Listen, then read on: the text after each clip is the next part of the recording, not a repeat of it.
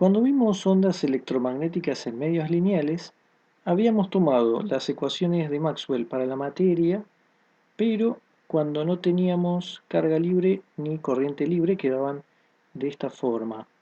De ahí en adelante hemos podido deducir el comportamiento de las ondas electromagnéticas en la materia y asumir eso es razonable cuando uno está hablando de la propagación de ondas a través del vacío o a través de materiales aislantes como puede ser el vidrio o el agua pura. Lo que vamos a hablar ahora es qué ocurre en conductores, ondas electromagnéticas en conductores, y para eso ahí no controlamos independientemente el flujo de la carga, así que en general JF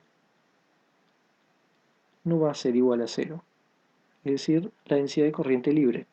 Recordemos lo que vimos en electrodinámica. Según la ley de Ohm local, la corriente libre, la densidad de corriente libre, es proporcional al campo eléctrico. Esto es lo que teníamos, J igual sigma por E. Entonces, en nuestro caso, el J representa la corriente libre, tomando en cuenta que JF es igual a sigma por E. Entonces podemos meter esto en las ecuaciones de Maxwell, que donde aparecía el J era en la ley de Ampère con corrección de Maxwell. Entonces acá vamos a poner el J que tenemos, el sigma por E. Las ecuaciones de Maxwell quedan de esta forma. Traemos también la ecuación de continuidad. En este caso para la corriente libre va a quedar divergencia de JF igual a menos dρf de T, donde ρf es la densidad de carga libre. Ahora lo que hacemos es convertir esto JF en sigma E. Esto es sigma divergencia de E, sigma sale afuera. Y con ley de Gauss, esto es sigma sobre epsilon ρf. Aclaremos que esto es ecuaciones de Maxwell en la materia, así que no son exactamente estas, sino estas en medios lineales. Y acá entonces nos queda que esto que está acá, derivada de ρf de t, sin el menos, lo pasamos por el otro lado, queda sigma epsilon ρf. Esto es para un medio lineal homogéneo y es una ecuación diferencial, depende del tiempo, y si la resolvemos, nos queda que ρf de t es igual a e a la menos sigma sobre epsilon t y multiplicado por la condición inicial ρf0. Entonces cualquier carga libre inicial, ρf0, se disipa en una cantidad de tiempo característica que llamaremos tau. Por definición es el epsilon sobre sigma. Cuando el tiempo vale esto, se cancela y tenemos e a la menos 1. Eso era el tiempo característico. Por ejemplo, en circuitos, el tiempo característico era el tiempo que le tomaba a un capacitor para descargarse por una cantidad 1 sobre E, o E a la menos 1. Y esto nos está diciendo que si uno pone carga libre en un conductor, entonces va a ir directamente a los bordes. Este tau, que depende de epsilon y de sigma, va a ser una buena medida para saber qué tan buen conductor tenemos. Por ejemplo, si tenemos un conductor perfecto, en ese caso teníamos que sigma era igual a infinito, y tener sigma igual a infinito implica tau igual a 0. Esto significa entonces que un buen conductor, el tiempo va a ser chico, el tiempo característico, y para un mal conductor vamos a tener un tiempo grande. Una medida que se suele tomar para comparar es justamente el tau, compararlo con otros tiempos que son importantes en un problema. Por ejemplo, si tenemos un problema oscilatorio, el tau lo podemos comparar con la frecuencia, con 1 sobre omega, y en el caso que t sea más chico, esto va a ser un buen conductor, y malo si tau es mucho más grande que 1 sobre omega, pero esto es nada más para poder tener algo que comparar. Lo importante es que en estos casos, en conductores, la carga libre automáticamente se va a cero, exponencialmente de esta forma, y cuando eso ocurre tenemos ρf igual a cero. Así que podemos tomar ahora las ecuaciones de Maxwell con ρf igual a cero, nos va a quedar estas que tenemos acá. Ahora, utilizando esto podemos obtener las correspondientes ecuaciones de onda. Podemos aplicar rotor a 3, hacemos rotor de E igual a rotor de menos dB dt. El procedimiento va a ser exactamente igual al que hicimos en las ecuaciones de Maxwell en el vacío, que llegamos justamente a la ecuación de onda. Acá utilizamos una propiedad de que el rotor del rotor de E se podía escribir como el gradiente de la divergencia de E menos el laplaciano de E, y del otro lado teníamos el rotor de B y podíamos traer lo que teníamos de este lado. Era no, la derivada temporal queda y tenemos mu e de dt más mu sigma e. Luego hacíamos lo mismo para el 4. Hacíamos rotor de B igual a rotor de todo esto que está acá. Mu epsilon de dt más mu sigma e. De este lado volvíamos a usar una propiedad que nos decía que esto era el gradiente de la divergencia de B menos el laplaciano de B. Y por otro lado, acá tenemos Faraday. Tenemos mu e de dt de menos dB dt. Y para este tenemos mu sigma dB dt y con un menos. Ahora, tanto divergencia de como divergencia de B, 0. Así que este término se va y este término se va también. Así que para la primera despejamos el laplaciano de E, los menos se cancelan y tenemos mu epsilon derivada segunda de E dt por esta derivada con esta derivada más mu sigma d dt. Para el caso de campo magnético queda laplaciano, el campo magnético igual a mu epsilon derivada segunda de B dt más mu sigma dB dt, otra vez cancelando los menos. Si bien estas ecuaciones no son iguales a las otras que vimos, siguen admitiendo soluciones de ondas planas. Vamos a tener un EZT igual a E0 tilde E a la I KZ menos omega T. Y para el campo magnético tenemos BZT igual a B0 tilde E a la I KZ menos omega T. Este K vamos a llamarlo K tilde por lo siguiente. Vamos a sacar esto para decir que todavía no hablamos de la polarización. El K tilde es complejo. De hecho va a ser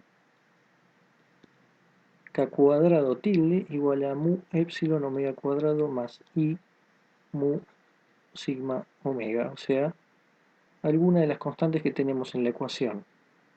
K tilde específicamente es un número complejo, podemos escribirlo como K más IK', y K, esto va a ser tomando la raíz cuadrada, va a ser omega, raíz de epsilon mu sobre 2, raíz de 1 más sigma epsilon omega al cuadrado, más 1, y todo esto a la 1 medio. El K' también va a ser algo que depende de todas las constantes, omega epsilon mu sobre 2, raíz de 1 más sigma epsilon omega, pero ahora menos 1, 1 medio. A lo medio, y esto entonces no es más que parte de la solución de estas ecuaciones. Ahora hay que tomar en cuenta de que K tilde sea complejo, hay una parte imaginaria, y K'. Es decir que en el exponente tenemos I K más IK' por Z. Pero esto va a ser IK menos 1 y cuadrado K' Z. Es decir que sale una cosa real. Este menos K' Z sale afuera, o lo podemos tomar como que sale afuera, de modo que vamos a tener por un lado EZT igual a la amplitud E0, y además esto, E menos K' Z, E a la I, ahora el KZ menos omega T, y para el B también. Tenemos un B0 tilde, E a la menos K' Z, E a la I, KZ menos omega T. Entonces, esto nos está diciendo que hay una atenuación de la onda. Tenemos un exponencial con un menos en Z.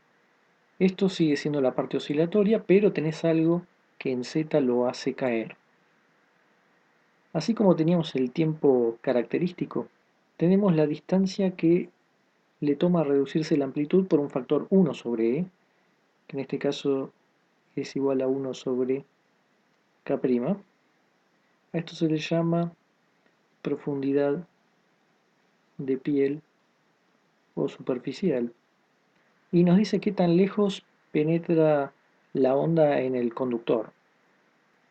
El K nos sigue dando la longitud de onda, la velocidad de propagación y el índice de refracción, como teníamos antes. El lambda viene dado por 2pi sobre K, el B omega sobre K, y el índice de refracción N viene dado por CK omega. El índice de refracción también lo habíamos visto en ondas electromagnéticas en la materia. Así que estas ondas planas atenuadas satisfacen las ecuaciones de ondas modificadas que tenemos acá para cualquier E0 y B0, pero hay que tener en cuenta que las ecuaciones de Maxwell nos dan otras condiciones de borde que nos permiten obtener las amplitudes relativas, las fases, la polarización de los dos campos. El procedimiento entonces que se sigue es el mismo que el de las ondas planas monocromáticas, donde lo que hacíamos era tomar cada ecuación de Maxwell por separado a ver qué condición de borde nos daba. Van a ser muy similares. Por ejemplo, la parte en la que aplicábamos divergencia de E igual a 0 y divergencia de B igual a 0, eso lo que hacía era como que solo dependía de Z, la parte de la derivada de Z tenía que ser igual a 0. Eso obligaba a que la componente en Z del E0 de la amplitud tenía que ser igual a 0. Es decir, no hay componente Z. Como esta onda está viajando en dirección Z y no había componente Z, las ondas tenían que ser en este plano, en el plano XY, y entonces lo que hacemos es orientar nuestros ejes de modo que la onda quede polarizada en X.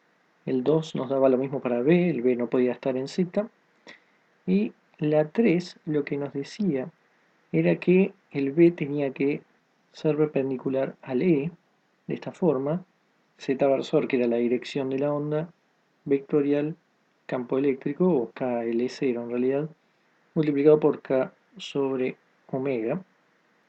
Así que lo que va a ocurrir es, si lo tenemos en X, esto va a estar en Y, pero además el B0 se escribe como SK sobre omega, que en este caso es K tilde por L0. Es lo que nos da ese producto vectorial. El cuarto, por más que parezca muy distinto a los otros, nos va a dar lo mismo que el 3, la misma condición sobre la dirección y la amplitud del B. El K tilde es un número complejo, por lo tanto también se puede escribir de esta forma. K por E a la I phi, este es un K grande, vamos a ponerlo así. Y este K tiene que ser el módulo de K tilde. Y el módulo de K tilde tiene que ser raíz de K cuadrado más K' al cuadrado. Si uno toma estas definiciones de K y K', uno puede llegar a que esto es igual a omega raíz de epsilon mu raíz de 1 más sigma sobre epsilon omega al cuadrado. Y el phi, de esta forma, se puede llegar haciendo arco tangente de K' sobre K. También L0 es una amplitud compleja, que como E0 E a la I delta E, y el B0 E a la I delta B, pero sabemos que el B0 este es igual a K tilde sobre omega E0 tilde. Esto significa que el B0 delta B se puede escribir como el K tilde, que es esto, K E a la I phi sobre omega, y multiplicado por el E0 E a la I delta E, que es el E0 tilde.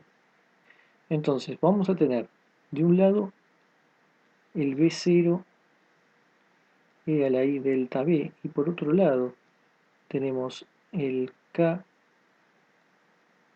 E a la I phi sobre omega E0 E a la I delta E. Entonces acá podemos ver que la fase de uno es distinto a la fase del otro. Tenemos que delta B menos delta E tiene que ser igual a phi si pasamos este para el otro lado. Acá las amplitudes B0 tienen que ser igual a K sobre omega E0. Esa es la amplitud real, el módulo del número complejo. Esto lo que está diciendo es que el campo magnético está como por atrás del campo magnético. Hay un desfasaje que se va a poder ver. También uno puede ver cómo están relacionadas las amplitudes reales B0, E0, que vamos a tener K sobre omega, y el E0 se cancela, ¿no? Porque el B0 es K sobre omega, el otro es complejo, y el E0 está arriba y abajo. Y esto tomando el K y cancelando el omega queda raíz de epsilon mu 1 más sigma epsilon omega al cuadrado, cerramos, cerramos. Esta es la relación entre las amplitudes. Así que todo lo que quisimos decir es lo que vemos acá. Esta es la onda entonces que tenemos el caso de un conductor. En la onda electromagnética, que como podemos ver el campo eléctrico está desfasado, o el campo magnético que sale antes están a 90 grados, y además tenemos esta atenuación, y la atenuación es tanto para el E como para el B, porque tenemos este término E a la menos K' Z. Y de hecho, si nos quedamos acá con campo eléctrico y campo magnético reales, ya sin E a la I, nos queda acá el coseno con delta E, y acá delta E más phi, que ahí está el desfasaje que tenemos para este caso.